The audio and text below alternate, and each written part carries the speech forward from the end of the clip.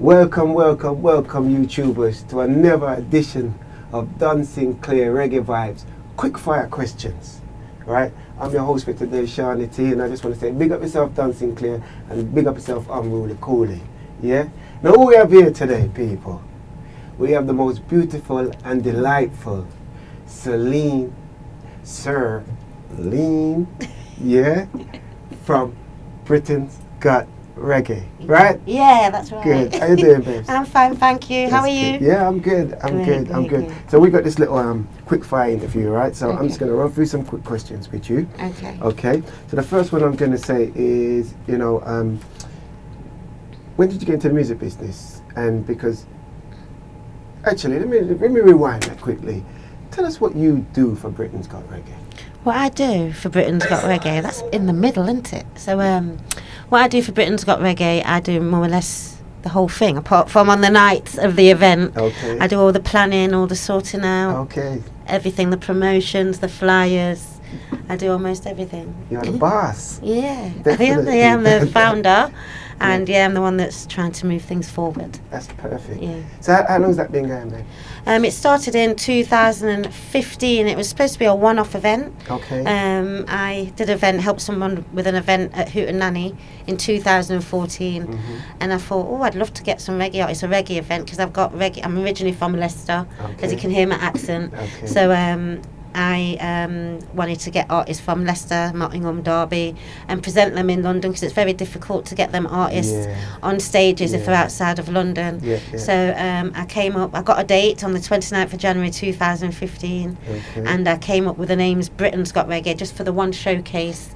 And wow, I was like inundated with emails. Wow. And we had to sit down and work out and pick 5 or 6, I can't remember if it was 5 or 6 artists to perform on the night. And we did that. And we delivered it. There's another event I ran, which is a multi-genre showcase called City Link-Up. That was my baby. I started in 2013, and it was in Camden, so it was multi-genre. So I started that off in Leicester, and once I moved to Camden a year later, I was the vehicle to get everybody from Leicester and the surrounding cities into Camden. Because if you are outside of London, it's very difficult to get into London and get a different exposure or a different audience. So, I did. That's what I did, and it's similar with the Britain's Got Reggae. It was a one-off event. When we ran it, Cecil Rubin, we had the City Link-Up banners, the City Link-Up T-shirts, and Cecil Rubin, when he seen the artists we presented, he was very happy. He loved our banners, he loved our T-shirts. He said, "You're very professional. Wow. Can you do more shows?" So that's when I came up with the concept, because the first date from the January he gave us was from the April, and then he gave us June to December once a month. So in the first year, like from the January to the April, I thought I'm going to turn it into a competition, and that's what I did. So the first year we just ran with it. Each heat we looked for artists, and they just came on board. The semi-finals and the finals was a year later, and then the second year we sort of a bit more planned. So we're just growing now, and this is our 4th year. Will be our 5th year next year. So we're hoping to bring some better things, and hopefully that's the year when it really goes off. That's great. So tell me, what did the winners get? What did the winners get? The winners, they get a few things. So this year, because it can change from year to year, the artists will perform at Bristol, which Pierre went last week, Manchester and Leicester Carnival. Wow. They perform at One Love Festival in the UK. That's big. And the main prize, which I'm still pinching myself about, I got in 2015, but the first time I managed to go there was in 2017, because we're a year in the back. So I applied in 2015. I told them I wanted it as a winner's prize. It was Rotterdam Sunsplash in Spain. So it is a big deal. The artists get to perform in front of 20,000 people. The experience alone is just brilliant. I can imagine. And in between shows and stuff, I get other shows as well. So there's always things that are coming up. So Claire, our 2016 winner, she done Chronics. She's done quite a few big artists, you know what I'm saying, at the O2. There's been some great times, Okay, so who's been some of the winners? Can you name some of the winners? 2016 winner, we've had 3 winners so far. So the 2016 winner was Claire Angel from Birmingham. Oh, big up Claire Angel. You don't know, hot artist, people. Very, very, very bad artist, for real. And we've got our second year 2017 winner was Raphaelia from Gloucester. I know Ophelia. Do you know Ophelia? Yeah, with the red hair. Yeah, the locks. locks. She's from Poland. That girl. No, that's Amelia. Oh, sorry. Ophelia's from Gloucester. Oh, she's got okay, She's originally from Boston. She came here the first. Yes, Yes, I knew the name of that. I get mixed up. Amelia, Ophelia. I get mixed up. Yeah. Now she is a never bad artist. Like, you got some real good talented people that's been on your platform. And the last winner you would have saw 2 days ago here was Pierre from Coventry. Okay. The dancehall artist. So he's the first guy to win, and he performed, like, he was the first boy to win on Britain's Got Reggae. Yeah. Oh. So like, we're going to Rotterdam next month, so he's going to do his Rotterdam performance. That's brilliant. So that ends off the show lightly. The judge, the winners always come back as a judge as well. So Pierre's judging now. So Ophelia and Claire's done their judge. So once they win, they come back the next year as a judge. So they're going to be sitting down and watching the artists. Yeah. The next cohort of artists that were in their position last year. So that's mad. That's mad. So tell me, have you got any other interest outside of Britain's Got Reggae? Previous to doing Britain's Got Reggae, I was working I was a team leader. I was working with ex-offenders, getting them into employment. I was a team leader. I managed several projects. So it was working, getting ex-offenders into employment. Some may have mental health, going to the prisons. So it was like a range of jobs I used to do.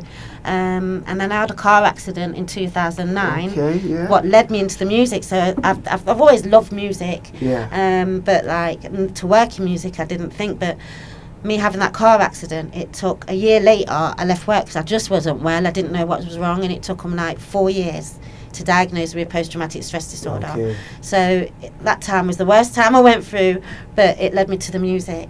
So that sort of helped me to heal. Well, I'm still healing now because it's a long process.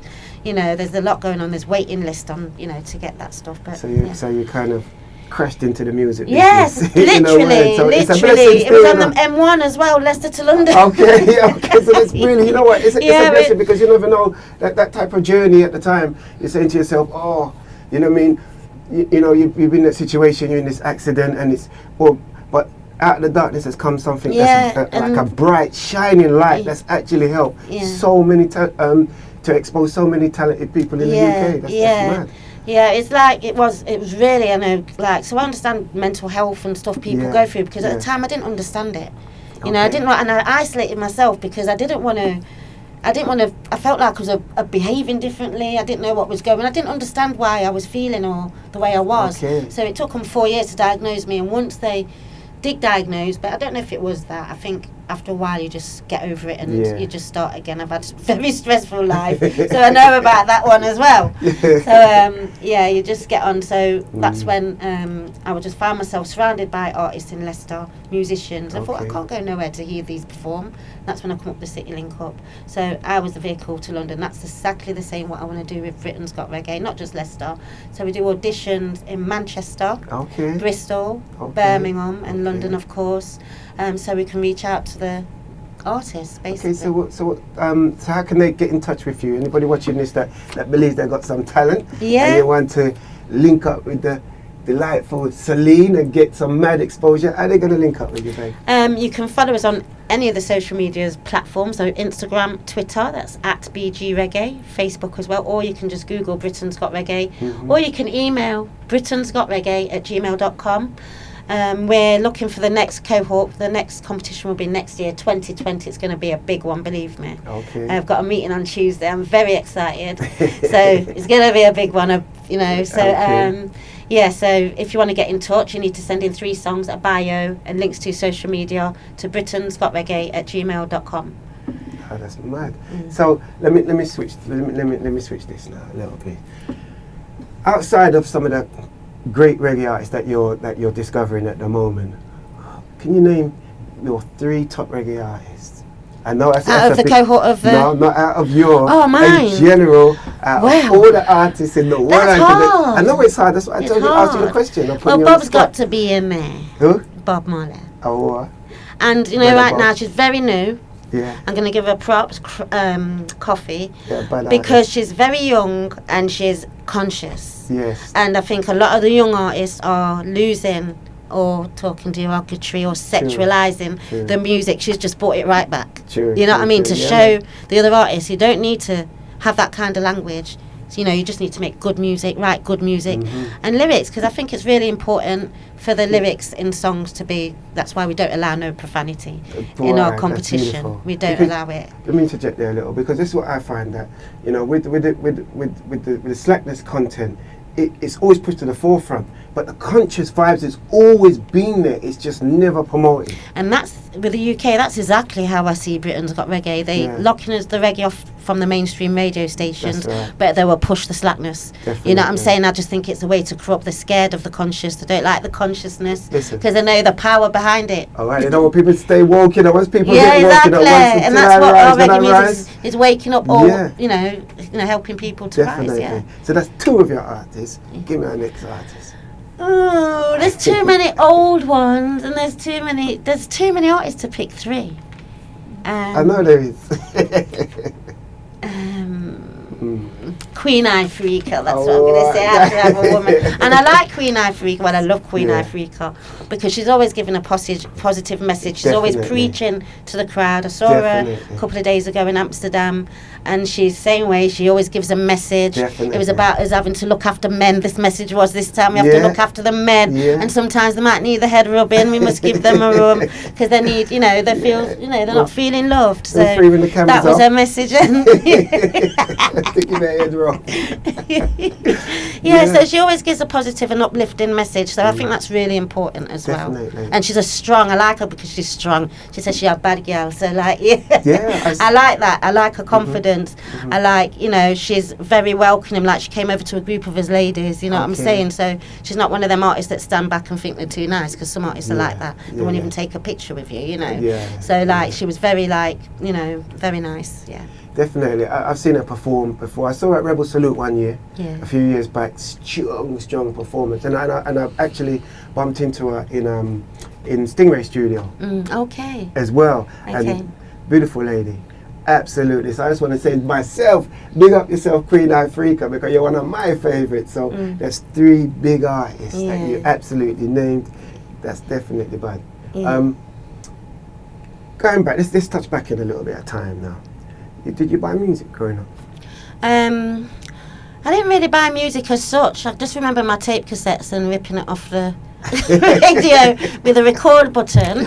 My first record, I had a little record player in my room, and I remember my first record was on an orange 42-inch label. It was My Boy Lollipop, and on the B-side was Everybody Was Kung Fu Fighting. So that was my first record. My mum had records. She had Colin Davis, Michael Jackson. So I used to always play them on her record player. So I used to play them. She used to get the music. But now my mum's partner I think he's got a warehouse full of music. I just say, just leave me your music when you go. I don't want nothing else, just your music. Okay.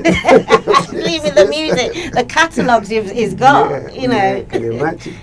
And records as well. Vinyls he's got. He's got a room full. Original music. And he's got CDs like from all the old groups from. You love our music. Yeah, definitely. So that means you've been rocking this music for the while. You're running with some tape cassettes, man. So definitely. I don't look my age, thank God, but it's great.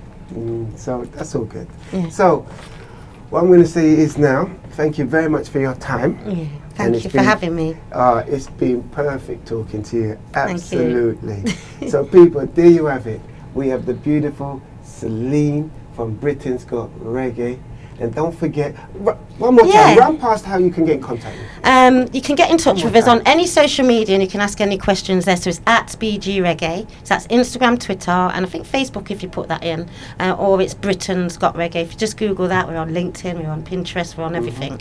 So, and you can send 3 songs, a bio, and links to social media to britain'sgotreggae@gmail.com. Perfect. So there you have it, people. That is another edition that we just wrapped up from Don Sinclair Online Reggae Vibes Quickfire Question. So Don Sinclair, my brother, big up yourself, and I'm really cool. From me, Shawnee T, we're out of here, people. Boom.